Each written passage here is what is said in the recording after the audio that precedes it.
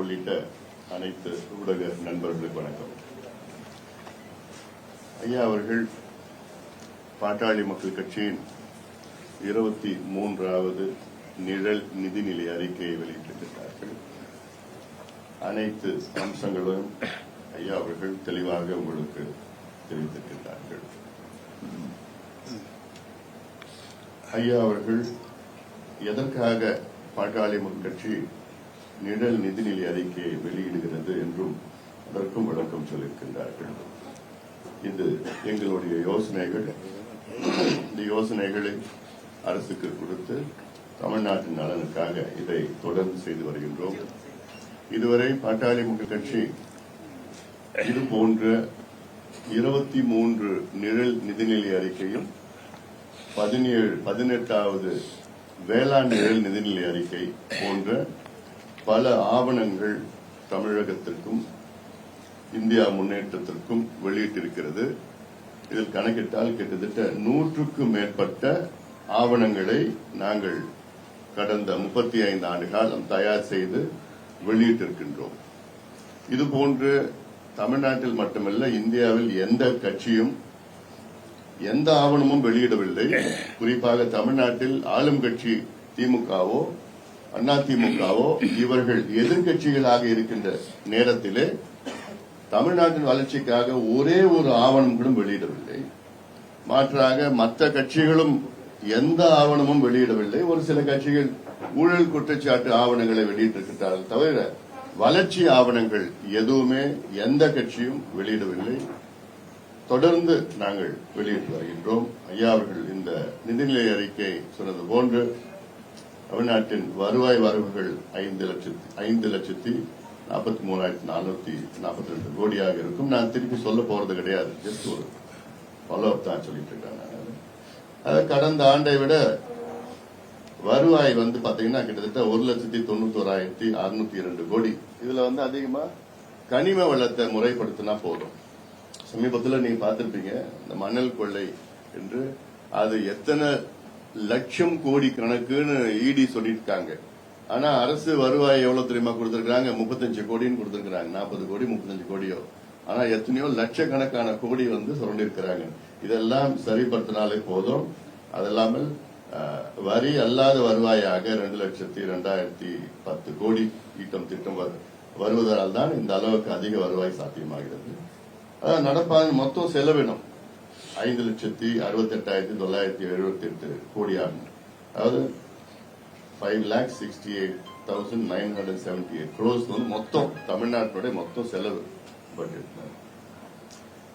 அதுல வருவாய் செலவினம், அது வருவாயில் எவ்வளவு, அதுல செலவினம் 4,97,123 கோடியாக இருக்கும்.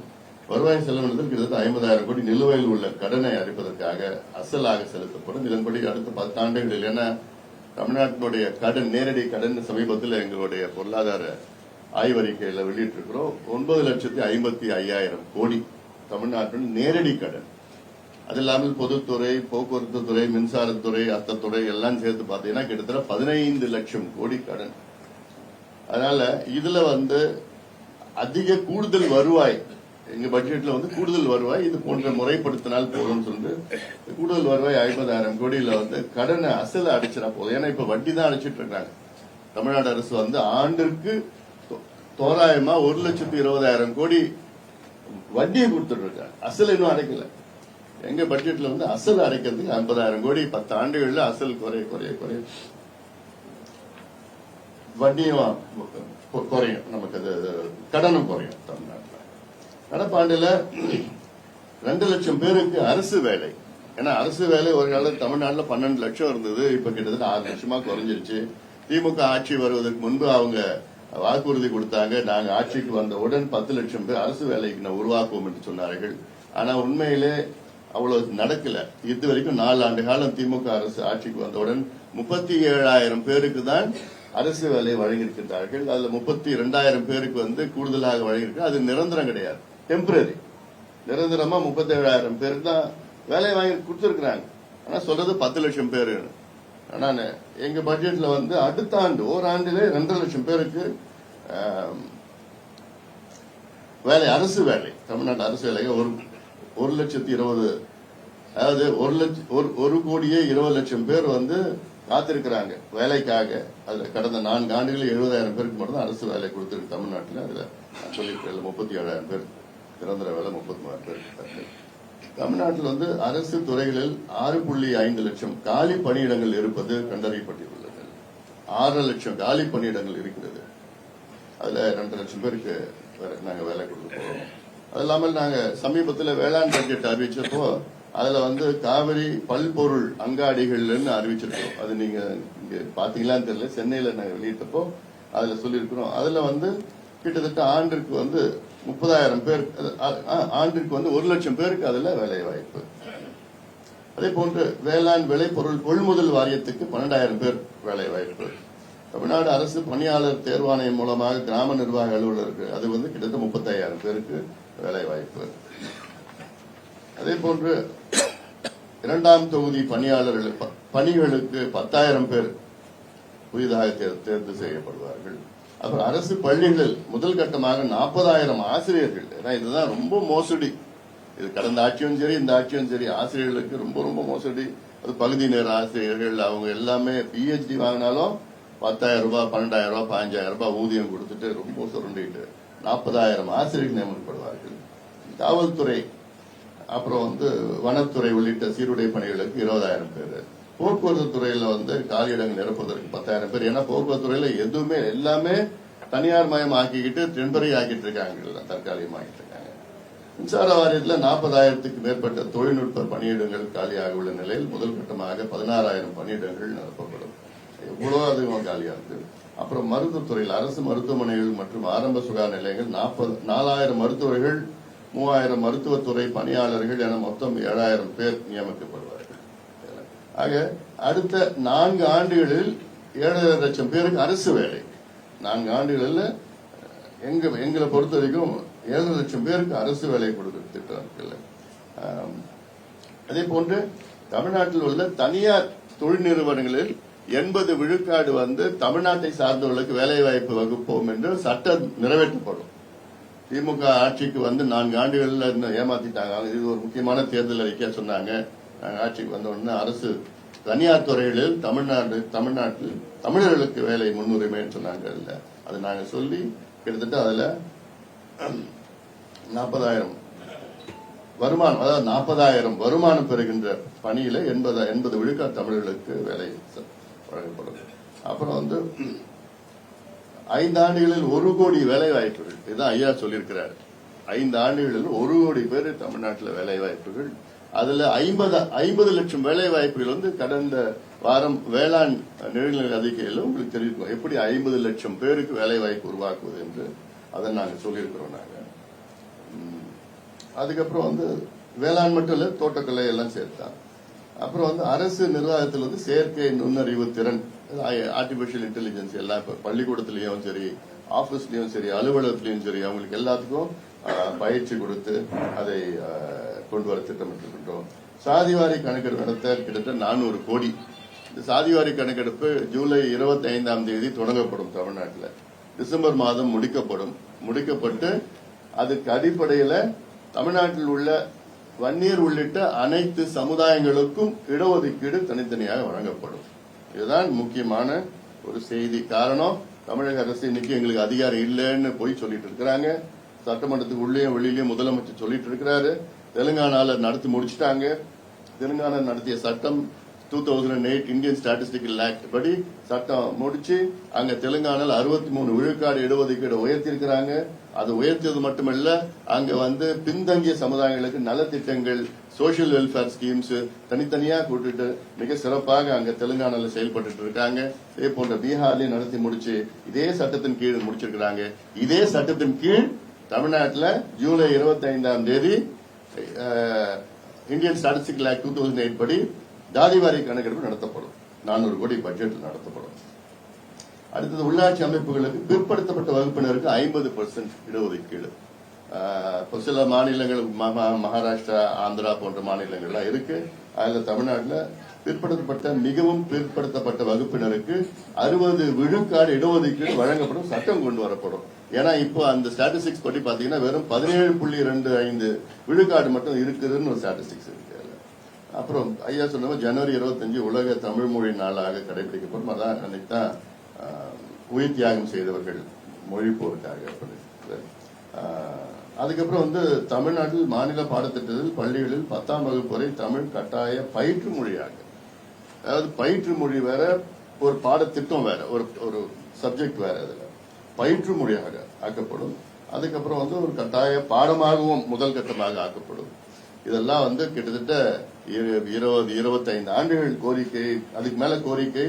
இந்த வழக்குகள்லாம் உச்சநீதிமன்றத்தில் 2 வழக்கம் இருக்கு. அந்த 2 வழக்கம் முடிக்கப்பட்டு இதெல்லாம் நடவடிக்கை எடுக்கப்படும். அப்புறம்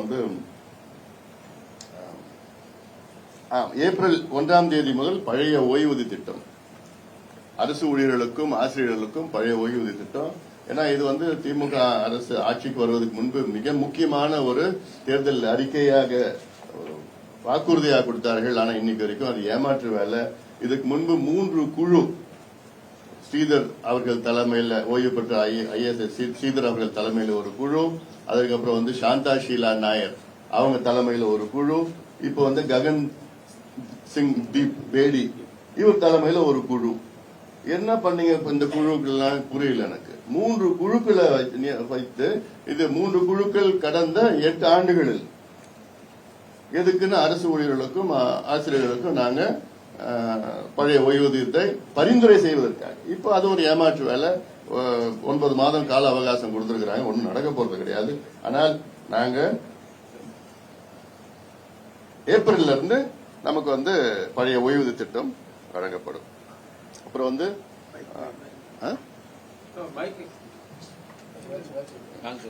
அப்புறம்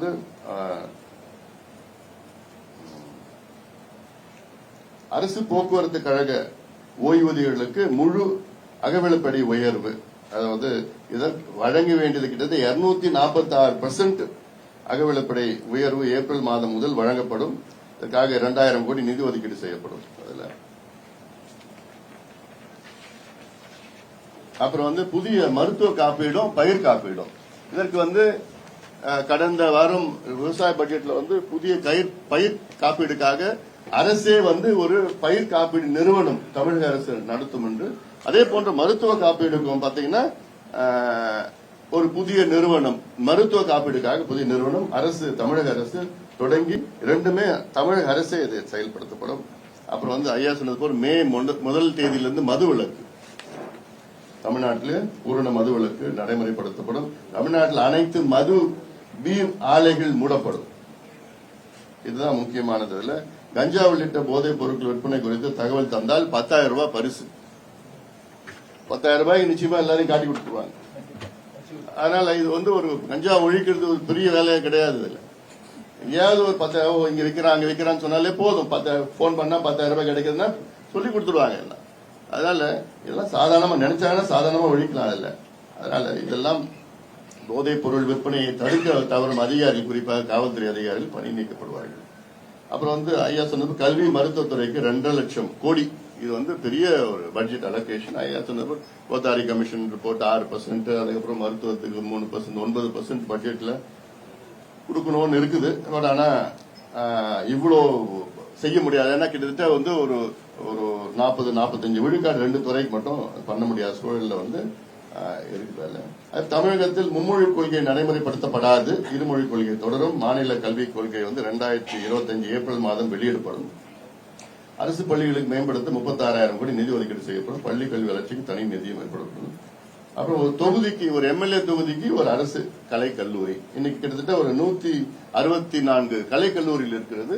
அது இன்னும் ஒரு 234 கலை கல்லூரியாக உயர்த்தப்படும்.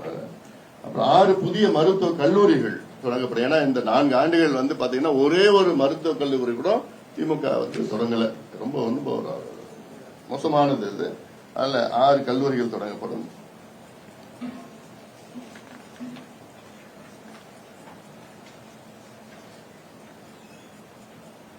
முதியோர் ஆதரவற்றோர் உதவித்தொகை 3000 உயர்த்தப்படும். தமிழ்நாட்டில் 70 லட்சம் பேருக்கு வந்து முதியோர் ஆதரவற்றோர் உதவித்தொகை வழங்கப்படும். ஏழை குடும்பங்களுக்கு வழங்கப்பட்டு வரும் மாத உரிமை தொகை வந்து 1000 2000 உயர்த்தப்படும்.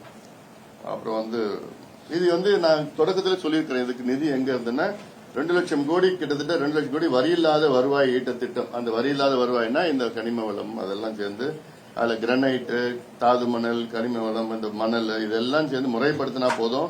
அது இல்லாம நிர்வாக ஊழல் இல்லாம நிர்வாகத்தை கொண்டு வந்தாலே இது கிட்டத்தட்ட 2,10,000 கோடி ரூபாய் வருமானம் கூடுதலாக, வரி இல்லாத வருமானம் வந்து இதை கூடுதலாக உயர்த்தலாம்.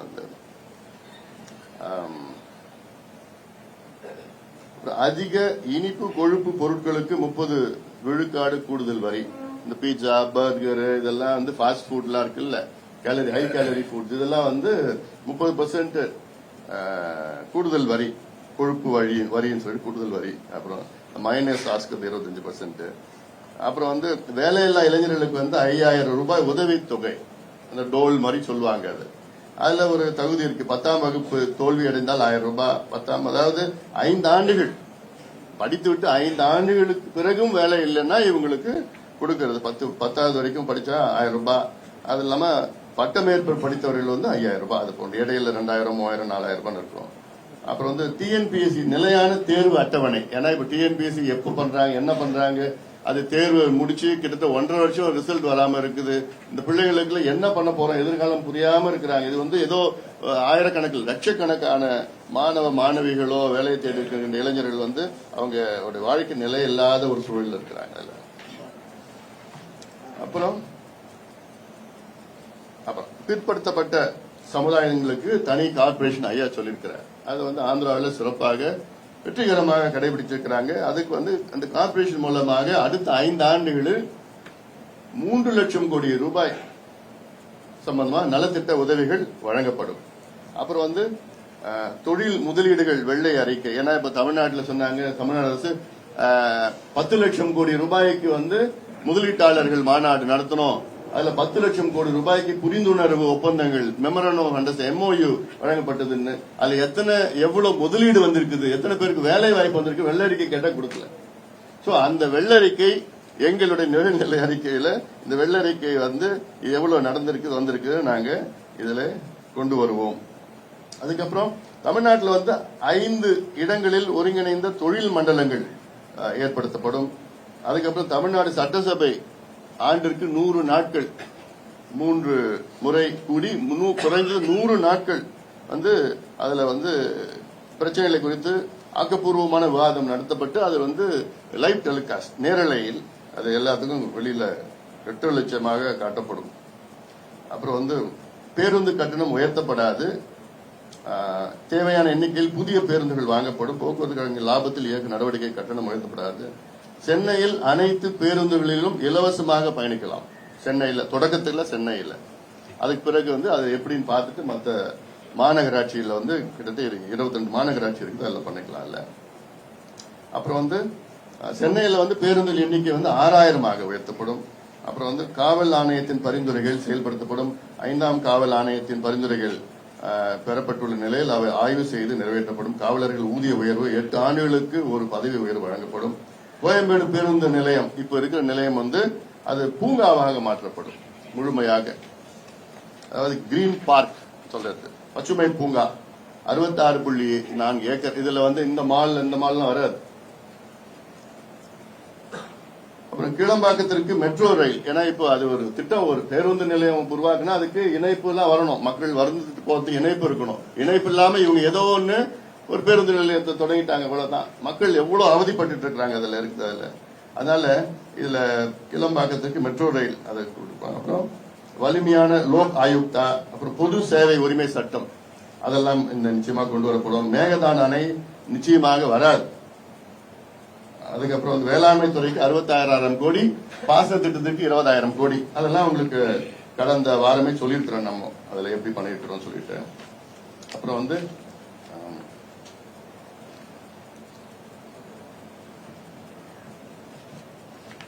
அனைத்து விளைபொருட்களையும் அரசே கொள்முதல் செய்வதை கட்டாயமாக ஆக்க சட்டம். இதுவும் வந்து வேளாண் பட்ஜெட்ல சொல்லியிருக்கிறோம் நம்ம. அப்புறம் அதுல நிறைய அந்த காவிரி பல்பொருள் அண்டகாடுகள்லாம் இருக்கு. விலங்குகள் தாக்கி உயிரிழப்போருக்கு 25 லட்சம். அதெல்லாம் கடந்த வாரம் அங்கே பட்ஜெட்ல, வேளாண் பட்ஜெட்ல சொல்லியிருக்கோம் நம்ம. அப்புறம் வந்து பறக்கும் சாலை திட்டம், மின் திட்டங்கள் விரைவுபடுத்தப்பட 2 லட்சம் கோடி முதலீடு சொல்லிருக்கு. ஏன்னா இன்னைக்கு ஏன் மின் கட்டண உயர்வுன்னு பண்ணிட்டு இருக்காங்கன்னா, மின்சாரத்துறையில மிகப்பெரிய ஊழல் நடந்துட்டு இருக்கு. தனியாருக்கு வந்து கூடுதலாக அதிக கட்டணத்துல வந்து மின்சாரம் வந்து பெறப்பட்டு இருக்கிறது. இதெல்லாம் தொடர்ந்து நாங்க கிட்டத்தட்ட ஒரு இந்த 3-4 மாதத்துல கிட்டத்தட்ட ஒரு 6 அறிக்கைகள் நாங்க வெளியிட்டிருக்கோம், தெளிவான அறிக்கைகள் வெளியிட்டிருக்கிறோம். அதனால ஏன்னா அரசு தயாரிக்கின்ற மின்சாரம் வந்து அது வந்து மிக குறைந்த அளவில் தயாரிப்பு நடந்து கொண்டிருக்கிறது. அடுத்து 10,000 இப்போதைக்கு வெறும் 5,000 மெகாவாட் தான் அரசு வழிகளில் வந்துட்டு இருக்கு. மீதி எல்லாமே 15,000 மெகாவாட் தனியார் இருந்து வாங்கிட்டு இருக்காங்க. இது வந்து அரசு பங்களிப்பு வந்து அதிகப்படுத்தப்படும். அப்புறம் காலநிலை செயல் திட்டம் காலநிலை மாற்றத்தை கட்டுப்படுத்தும் நோக்கில் தமிழக நகரங்களுக்கான காலநிலை செயல் திட்டம் Tamil Nadu urban areas climate action plan உடனடியாக உருவாக்கப்பட்டு செயல்படுத்தப்படும்.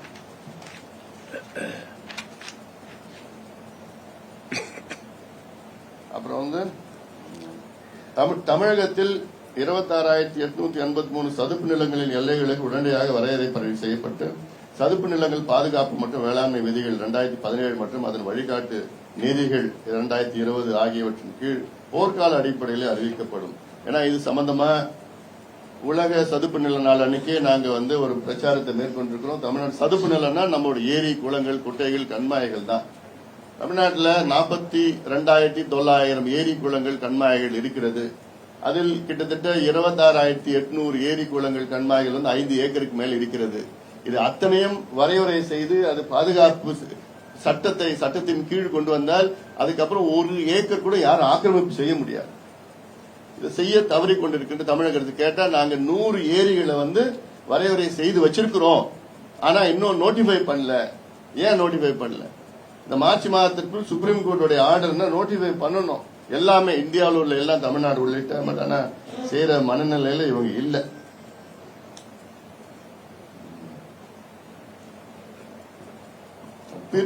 பிற பிற்படுத்தப்பட்ட வகுப்பினருக்கு கிரீமி லேயர் முறையை நீக்கப்பட அத்துணை நடவடிக்கைகளும் எடுக்கப்படும். ஏன்னா மத்திய அரசை வலியுறுத்தி கிரீமி லேயர் வந்து தேவையில்லை அப்படின்னு அதிக வலியுறுத்தி பண்ணுவோம். இப்ப இருக்கிற கிரீமி லேயர் 8 லட்சம் இருக்கு, அதை வந்து 14 லட்சமாக முதல் கட்டமாக உயர்த்த அனைத்து நடவடிக்கைகள் எடுக்கப்படும் மத்திய அரசை வலியுறுத்தி. தாழ்த்தப்பட்டோர் மற்றும் பழங்குடியினர் மாணவ மாணவியர்களுக்கு கல்வி உதவித்தொகைக்கான நிதி ஒதுக்கீடு 50 விழுக்காடு அதிகரிக்கப்படும். அப்புறம் தமிழ்நாட்டில் அங்கீகரிக்கப்பட்ட பத்திரிகையாளர்கள் நண்பர்கள் அனைவருக்கும் 90 விழுக்காடு மானியத்தில் மடிக்கணினி வழங்கப்படும். வச்சிருக்கீங்களா மடிக்கணினி? இல்ல, போனே இல்லையா? ஐயோ, சரி சரி.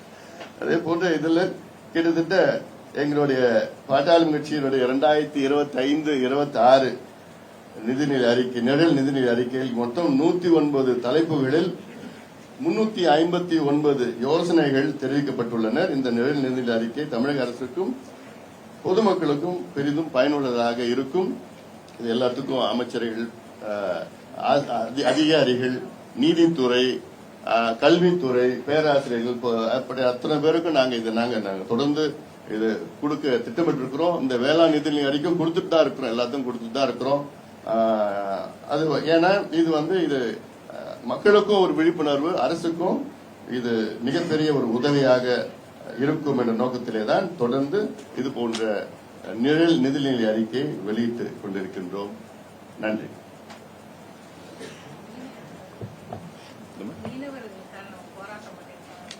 ஆமா இருக்கு, நிறைய இருக்குது. இல்ல இது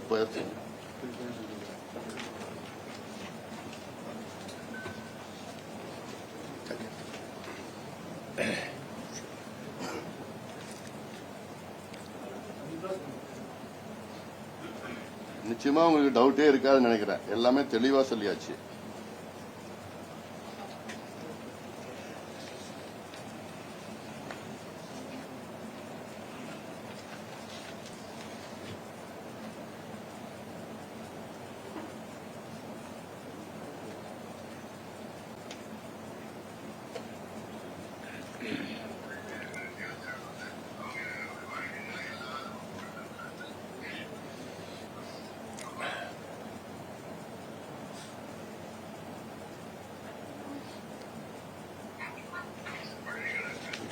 மீனவர்கள் இருக்கு.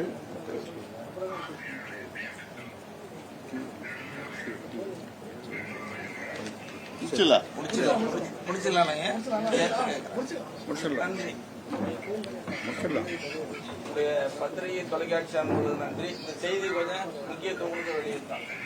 அரசு இதில் வரதுனால மக்களுக்கும் தெரியும், அரசாங்கத்துக்கும் தெரியும். முக்கியத்துவம் கொடுத்து பெரிய அளவில் ஊடக நடத்துவது தெரியும். இதில் கலந்து கொண்டு பெற்றவர்கள் இந்த இதில் பங்கேற்ற அனைத்து ஊடகங்களுக்கு நன்றி. 23 வருஷமா நம்ம வெளியிட்டு வரோம். இந்த 2 கவர்மெண்ட் எந்த கவர்மெண்ட் ரெஸ்பான்ஸ் பண்ணிருக்காங்க? அதாவது கவர்மெண்ட்டோட அதிகாரிகள் கிட்ட தான் ரெஸ்பான்சிபிலிட்டி. அதிகாரி வெளியில சொல்ல மாட்டாங்க. ஆனா தனிப்பட்ட முறையில் போய் பாக்குறப்போ நிதித்துறை செயலாளர்கள், இணை செயலாளர், துணை செயலாளர் ரொம்ப நல்லா இருக்குங்க, ரொம்ப யூஸ்ஃபுல்லா இருக்குங்கன்னு வேளாண் துறைக்கும் சொல்றாங்க, நிதித்துறைன்னு சொல்றாங்க, மற்ற எல்லாமே துறை. ஆனா அது அவங்க அங்கீகாரம் கொடுக்க மாட்டாங்க. வெளியில சொன்னா அவங்களுக்கு வேலை போயிடும். ஆனா உள்ளுக்குள்ள எங்களுக்குள்ள ரொம்ப ரொம்ப ஹெல்ப்ஃபுல்லா இருக்கு. நன்றி.